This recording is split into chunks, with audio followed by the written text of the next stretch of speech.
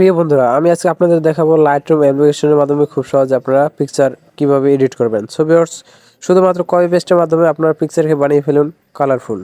So viewers, আমি একটু আপনাদের দেখাই। এখান থেকে জাস্ট কপি করব, ব্যাগে চলে আসব, পিকচার সিলেক্ট করে নেব এবং পেস্ট করে দেব। দেখেন আমাদের কিন্তু পিকচারটা কিন্তু কালার চেঞ্জ হয়ে গেছে। সো ভিউয়ার্স, কথা না বলে আমরা চলে যাই মোডে। ফার্স্ট টাইমে আমরা দুইটা অ্যাপ্লিকেশন ডাউনলোড করে নেব।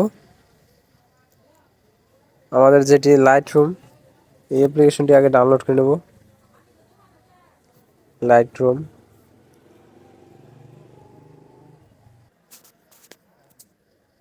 এই অ্যাপ্লিকেশনটা আমরা ডাউনলোড করে নেব। ডাউনলোড করার পর আবার ব্যাগে চলে আসব। এখানে আমরা সার্চ করব LR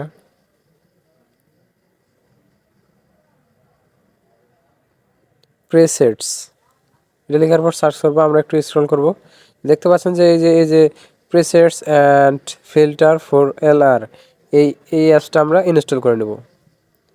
দেখেন এই অ্যাপসটা কিন্তু আমরা ইনস্টল করব। দুইটা ইনস্টল করার পর আমরা ফার্স্ট টাইমেই যে অ্যাপ্লিকেশনটা আমরা ডাউনলোড করলাম, এখানে আমরা চলে যাব। ফার্স্ট টাইমেই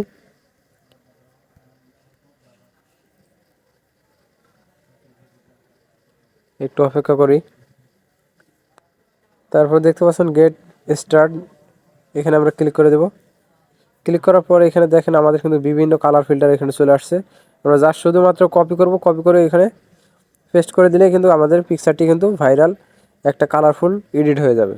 আপনাদের কোনো চিন্তা করতে হবে, আপনাদের কোনো এডিট করতে হবে না, বাড়তি কোনো এডিট করতে হবে না। জাস্ট শুধুমাত্র কপি করবেন এবং পেস্ট করবেন, দেখবেন যে আপনার পিকচারটি খুব কালারফুল এডিট হয়ে গেছে। এখানে অসংখ্য আপনার ফিল্টার পেয়ে যাবেন।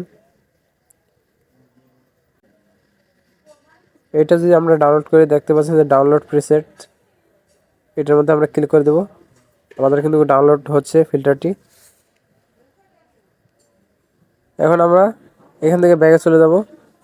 আমরা আমাদের যে লাইটরুম অ্যাপ্লিকেশনটি আছে ওটা ওপেন করে নেব।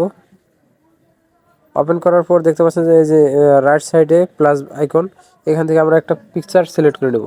আমরা একটা পিকচার সিলেক্ট করে নিচ্ছি, তারপর অ্যাডে ক্লিক করে দিলাম।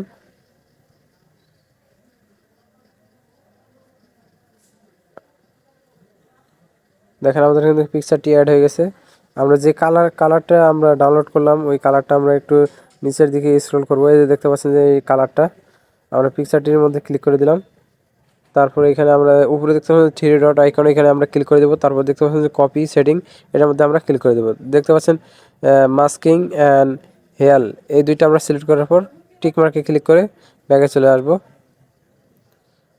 ব্যাগে যাওয়ার পর আমরা ফার্স্টে আমরা যেটা পিকচার এডিট করতে চাচ্ছি এটা ওপেন করে নেব। একটু লোডিং নেবে, আমরা একটু অপেক্ষা করব। লোডিং নেওয়া হয়ে গেলে আমরা থ্রি ডট উপরে রাইট সাইডে থ্রি ডট আইকন, এটার মধ্যে ক্লিক করে পেস্ট সেটিং, এটার মধ্যে আমরা ক্লিক করে দেব।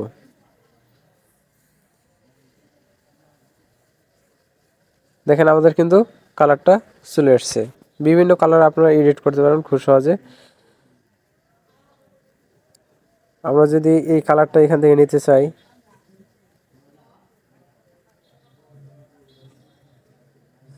আরও কিছু আছে, ধরেন এটা একটা কালার ইফেক্ট, এটা যদি আমরা নিতে চাই তাহলে এখান থেকে কপি করে নেব। কপি সেটিং, ব্যাগে চলে আসবো। ব্যাগে চলে আসার পর আমরা এটার উপর মারে দেব। এই পিকচারটা আমি ক্লিক করে নিচ্ছি। তারপর উপরে রাইট সাইডে থ্রি ডট আইকনে ক্লিক করার পর আমরা পেস্ট সেটিং দেখতে পাচ্ছেন, এটার মধ্যে আমরা ক্লিক করে দেব।